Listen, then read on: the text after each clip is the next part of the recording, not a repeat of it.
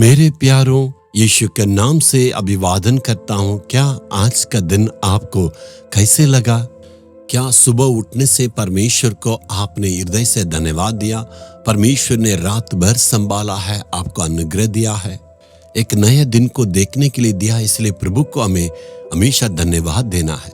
किसी जिंदगी में ऐसा है, रात में सोने के लिए जाते हैं लेकिन सुबह उठने के वक्त पैर हाथ काम नहीं करता, वो चल नहीं पाते हैं।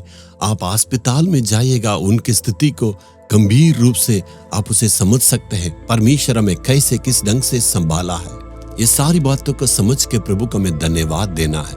मैं सुबह उठ के प्रभु अच्छा हृदय को दिया, धन्यवाद ऐसे कहता हूँ। अच्छे आंखों को दिया है, धन्यवाद। अच्छे किडनी को दिया है प्रभु, धन्यवाद। मेरे सारे शरीर के अंगों को तू अच्छा से रखा है प्रभु, हम धन्यवाद है। शरीर में कुछ कमजोरी होने से कितना परेशान होते हैं, प्रभु ने हमें सुरक्षित रखा, भलाई किया, तो प्रभु को धन्यवाद दे। क्या आज धन्यवाद दिए हैं?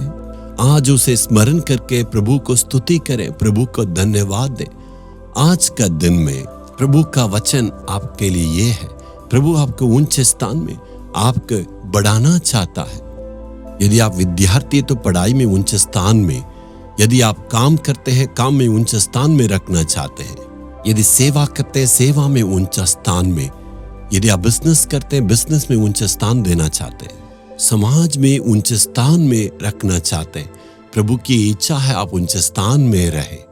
ऊंचे स्थान को प्राप्त करने के लिए परमेश्वर क्या सलाह को देता है?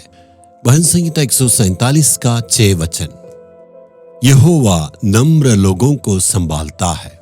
किसको ऊंच स्थान में रखता है? जो नम्र रहते हैं उन्हीं को।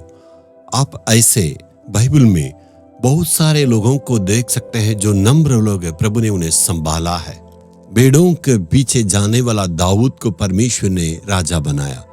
एक अनाथ स्त्री थी, प्रभु ने उनको ऊंचे स्थान में रख के रानी के रूप में रखा। जो खून का इंजाम लगाया गया, देश से भागा गया, उस मूसा को परमेश्वर ने चुन के बड़ा नेता के रूप में रखा।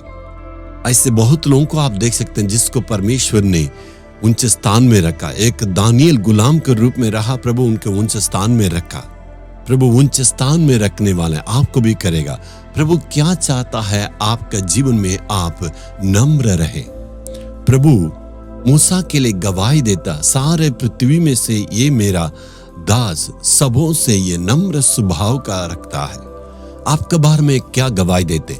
ये व्यक्ति इतना चिड़चिड़ाते हैं, गुस्सा आता है, और जो वचन है इनके मुंह से निकलता आग का समान बोली है।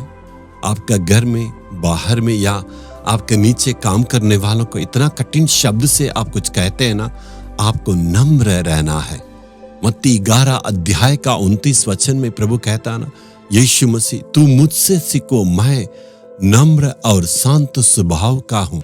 यीशु मसीह का जीवन में आप देख सकते हैं, उनको चारों तरफ में लोग कुछ ऐसे शब्दों को बोलने लगे, ये शैतान से पकड़ा हुआ है, ये व्यक्ति ठीक नहीं है, ऐसा कार्य करता है। ये सारी बातों के लिए यीशु ने उत्तर नहीं दिया, शांत से रहा और नम्र होकर उनके लिए उत्तर दिया। किसी बातों में यीशु गुस्सा नहीं किया। आपका घर में अंदर बाहर चिल्ला चिल्ला के बातें कहना, इसके चलते आपको चारों तरफ के लोग परेशान होंगे। परिवार के सारे जितने रिश्तेदार हैं और बंधन में हैं, सबको आप दुख देते हैं। शांत रहने से समस्या खत्म हो जाएगा। आप कहते हैं मेरा पति शांत रहना है, मेरा पत्नी ही शांत रहना है, लेकिन यीशु कहता मेरा बेटा बेटी तुम्हें हमेशा नम्र रहना है। हृदय का शोभा क्या देता? शांत और नम्र रहना। ऐसे ही स्वभाव से हमारी शोभा बढ़ती है, वचन कहता है। ना केवल स्त्रियों के लिए, पुरुष के लिए भी प्रभु कहता है ना। इसलिए आप कभी भी गुस्सा में होकर बात ना करें, कभी भी उतावली में उत्तर ना दें, शांत स्वभाव होकर आप बात करना है। यदि आपसे कोई गुस्सा से बात करे तो यदि नम्र शांत होकर उत्तर देते हैं, उनकी गुस्सा ठंडा हो जाएगा। आप यदि गुस्सा करते हैं, इसलिए परिवार में चारों तरफ में लड़ाई झगड़ा और परेशानियां बढ़ जाती है। सास बहू की लड़ाई, पति पत्नी की लड़ाई, माँ बाप की बच्चों की लड़ाई, ये सब का कारण क्या? आपने गुस्सा से चिल्ला के बातें किया। इसलिए नम्र स्वभाव के बात करने के लिए आपको सीखना है और परमेश्वर से उसके लिए दया मांगना है। मैं शांत स्वभाव का नहीं था, इतना जल्दी गुस्सा करने वाला, इतना जोर से बोलने वाला था, लेकिन जैसे ही मेरी माँ समझती थी ऐसे होगा तो क्या होगा, लेकिन जिस वक्त यीशु मसीह से मैं मिला, उससे नम्र होकर प्रार्थना किया, अर्पण किया था, प्रार्थना की, हे प्रभु तेरे समान मैं शांत रहना, नम्र स्वभाव को चाहिए। प्रभु का स्वभाव को पाने के लिए आपको दुआ करना है, दुनिया की आशीष के लिए भी, और हमारी आत्मिकता में हमारा चरित्र की बदलने के लिए दुआ मांगना है। लोग कहना है ये शांत स्वभाव का आदमी है, इनका शांत स्वभाव को देखने से ही गुस्सा बदल जाएगा, ऐसे आपको देख के कहना है। नम्र हो के शांत हो के बात कीजिए, घर में बाहर कहीं भी हो। कोई देखिए घर के बाहर शांत रहेंगे, अंदर गुस्सा करेंगे, कोई घर में शांत रहेंगे, बाहर जाने तक इतना गुस्सा करते हैं। लेकिन हमें ऐसे स्वभाव में नहीं रहना है।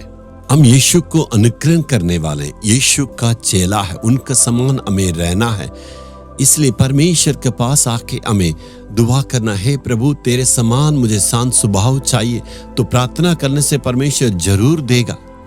आप खुद को अपने आप से बदल नहीं सकते हैं, परमेश्वर की चरणों पर आके दुआ करना है। प्रतिदिन परमेश्वर के पास प्रार्थना करके बाइबल के वचन को जितना ज्यादा अध्ययन करने से परमेश्वर के समान उस गुण बदल सकता है, हमारा चरित्र बदल सकता है।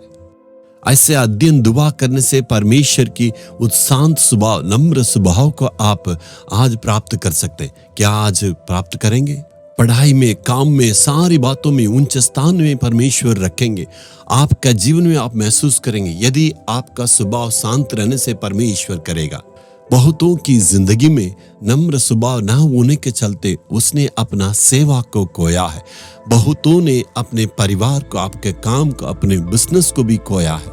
बहुत ही नुकसान को देखा, लेकिन नम्र स्वभाव को प्रभु ऊंचे स्थान में रखेगा। शांत स्वभाव से बात करने के लिए क्या अर्पण करेंगे? आज करेंगे, हे प्रभु तेरे समान हम नम्र रहना है, यीशु के समान मैं नम्र व्यक्ति बनना है। पवित्र आत्मा उस नम्र स्वभाव को मेरे दिल में देने पाए, मेरे चाल चलन में, मेरे बोली में, सब में मैं शांत स्वभाव का, नम्र स्वभाव बनने के लिए प्रभु मदद करे, यीशु के नाम में आमीन आमीन। Jesus redeem Hindi YouTube channel को सब्सक्राइब करें, सब्सक्राइब बटन पर क्लिक करें और बेल आइकन को भी क्लिक करके हर दिन की नई कार्यक्रमों की जानकारी प्राप्त करें।